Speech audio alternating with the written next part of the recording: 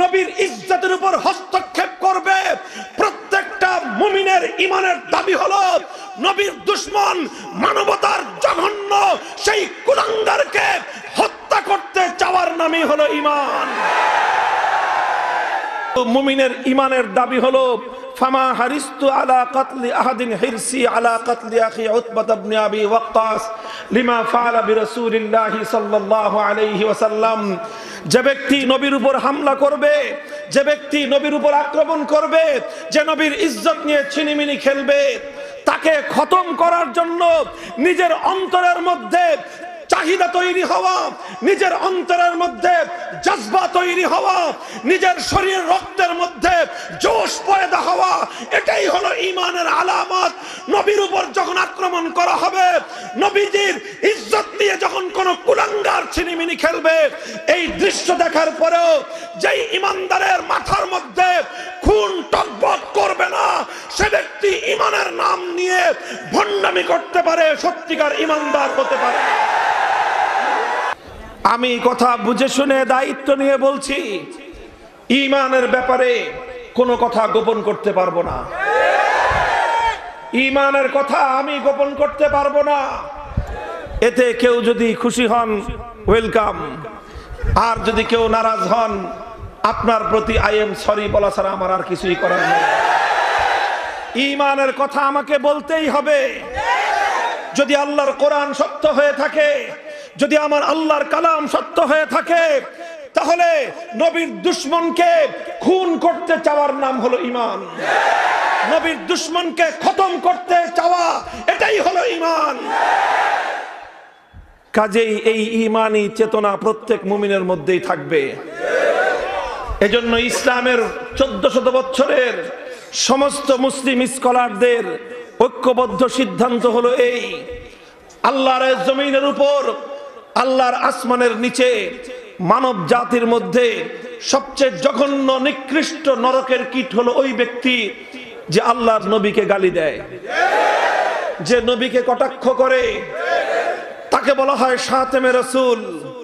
শাতেমে রাসূলের চেয়ে জঘন্য কোনো অপরাধী এই পৃথিবীতে হতে পারে না। সুতরাং যে ব্যক্তি নবীজিকে গালি দিবে, মুসলমানদের শাসক, মুসলমানদের আদালতের দায়িত্ব আর কর্তব্য হলো শাতেমে রাসূলকে মৃত্যুদণ্ড কার্যকর করা।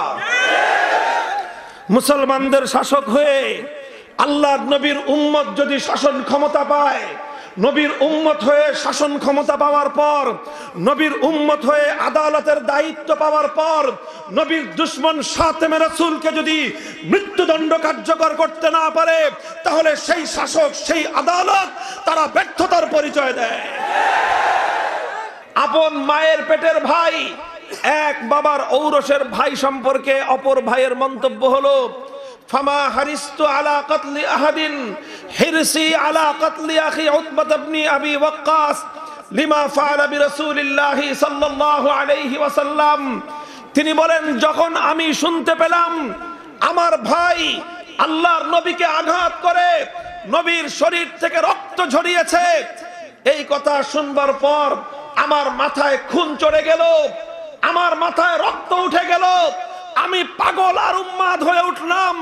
আল্লাহর কসম খেয়ে বলি, জিন্দেগিতে কোনো মানুষকে হত্যা করার জন্য আমি এতটা পাগল হই নাই, নিজের আপন ভাইকে হত্যা করার জন্য যতটা পাগল হয়েছি, যখন শুনলাম আমার ভাই হয়ে ওর হাত আমার নবীর রক্তে রঞ্জিত হয়েছে। সাহাবায়ে কেরাম সত্যের মাপকাঠি, সাহাবায়ে কেরাম ঈমানের মাপকাঠি। আমিনু কামা আমানান নাস। কিয়ামত পর্যন্ত উম্মতের এক একজন ফরদের ঈমান কেমন হবে আল্লাহ পাক বলে দিয়েছেন, আমার নবীর এক একজন সাহাবীর ঈমান যেমন, তোমার ঈমান তেমন হলেই তোমার ঈমান আল্লাহর কাছে গ্রহণযোগ্য হবে। সুতরাং আমার আপনার ঈমানকে সাদ ইবনে আবি ওয়াক্কাস রাদিয়াল্লাহু আনহুর ঈমানের সঙ্গে মিলিয়ে দেখতে হবে যে আমাদের ঈমান কেমন, আর নবীর সাহাবী সাদ ইবনে আবি ওয়াক্কাস রাদিয়াল্লাহু তাআলা আনহুর ঈমান কেমন ছিল। তিনি যখন শুনেছিলেন নিজের ভাইয়ের ব্যাপারে, কোনো নমনীয়তা প্রদর্শন করেননি। সুতরাং হে উম্মতে মুহাম্মাদিয়া, হে আল্লাহর পয়গম্বরের কলিজার টুকরা উম্মত, হে আশিক রাসূল উম্মত, পরিষ্কার ঈমানের পয়গাম হলো যখন কোন আল্লাহর নবীর উম্মত শুনবে কারো হাত আল্লাহর নবীর রক্তে রঞ্জিত হয়েছে, তখন নবীর সেই দুশমনকে খতম করার জন্য পাগল পারা হওয়ার নাম হলো ঈমান। তুমি যখন শুনবে তোমার কোন আপনজন, তোমার কোন বন্ধু, তোমার কোন ঘনিষ্ঠজন আল্লাহর নবীর উপর আঘাত করে নবীজিকে রক্তাক্ত করেছে, তখন তোমার সম্পর্ককে লাথি মারবা আর নিজের হৃদয়ের মধ্যে ঈমানের আগুন জ্বালবা। যার হাত নবীর রক্তে রঞ্জিত হবে মুসলমানের কাছে তার কোনো ক্ষমা হতে পারে না। নবীর রক্তে কারো হাত রঞ্জিত হওয়া এটা নবীর জীবদ্দশার ঘটনা। নবীজি যতদিন বেঁচে ছিলেন ততদিন নবীজির রক্ত দিয়ে হাত রঞ্জিত করাটা সম্ভব ছিল নবীর দুশমনদের পক্ষে। কথা বলেন।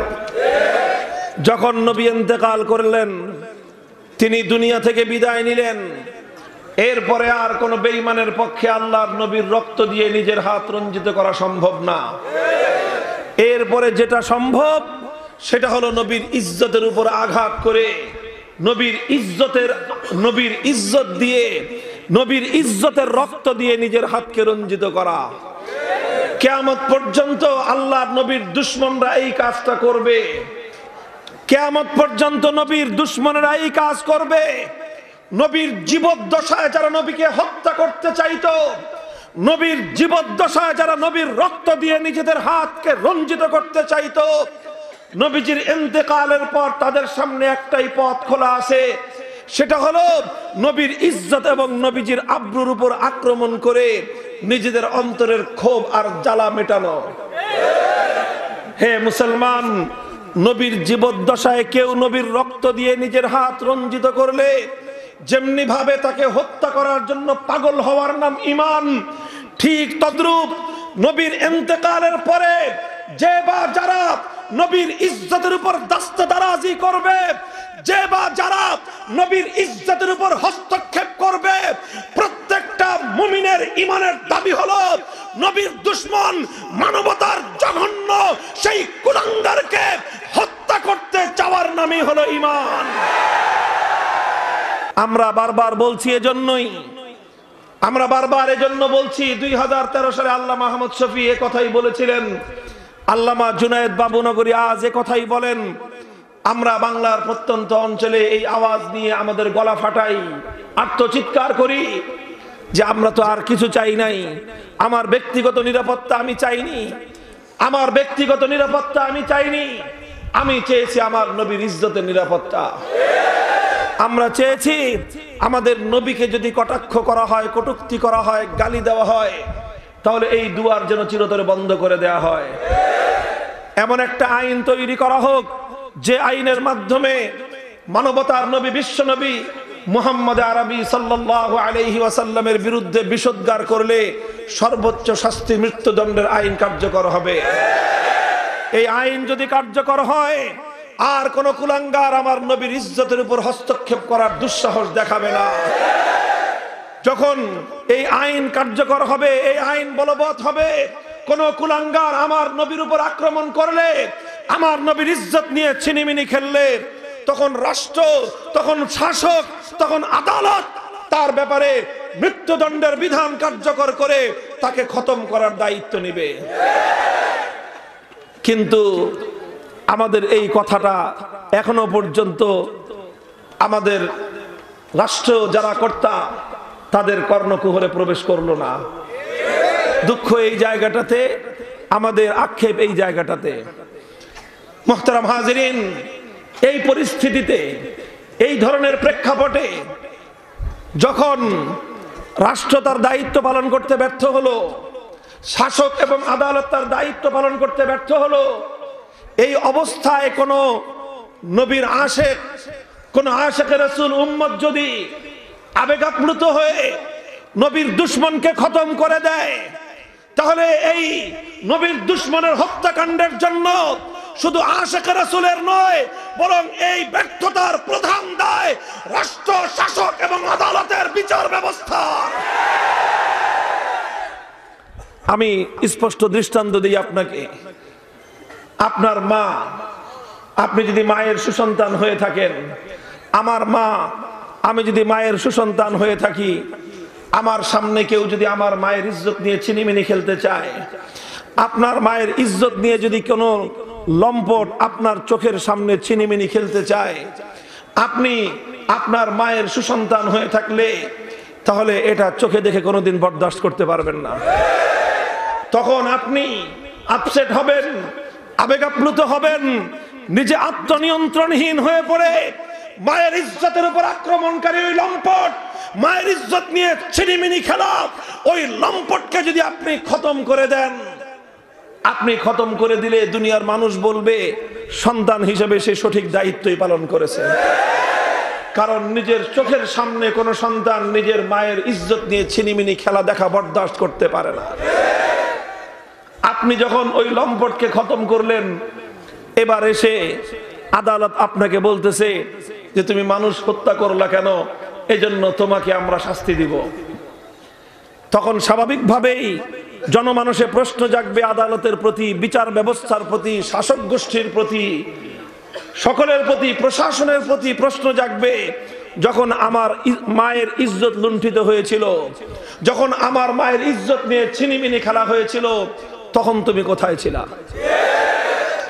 তখন তুমি আমার মায়ের ইজ্জতের নিরাপত্তা দিতে পারোনি। যেহেতু তখন তুমি আমার মায়ের ইজ্জতের নিরাপত্তা দিতে পারোনি, আমি সন্তান হয়ে আমার মায়ের ইজ্জতের নিরাপত্তা নিশ্চিত করেছি। সুতরাং এখন আমার ব্যাপারে নাক গলাবার কোনো অধিকার তোমার নাই। মুহতারাম হাজিরিন, আমি আপনাদেরকে জিজ্ঞাসা করতে চাই, সন্তানের কাছে মায়ের ইজ্জতের যতটুকু দাম, উম্মতের কাছে আল্লাহর রাসূলের ইজ্জতের দাম কম না বেশি? সন্তানের কাছে বাবার ইজ্জতের মূল্য যতটুকু, আশিকে রাসূল নবীর প্রিয় উম্মতের কাছে নবীজির ইজ্জতের দাম কম না বেশি? সুতরাং যখন নবীর কোন উম্মত দেখবে, নবীর আশিকে রাসূল কোন উম্মত যখন দেখবে নবীর ইজ্জত নিয়ে কোন কুলাঙ্গার ছিনিমিনি খেলছে, তখন স্বাভাবিকভাবেই সে আপসেট হবে, সে আবেগাপ্লুত হবে, তার মধ্যে নবীর প্রেমের জজবা জাগ্রত হবে। আর সে জজবা জাগ্রত হওয়ার কারণে সে যদি নবীর দুশমনকে খতম করে দেয়, তাহলে এর দায় রাষ্ট্র, শাসক বর্গ, আদালত, বিচার ব্যবস্থাকেই বহন করতে হবে।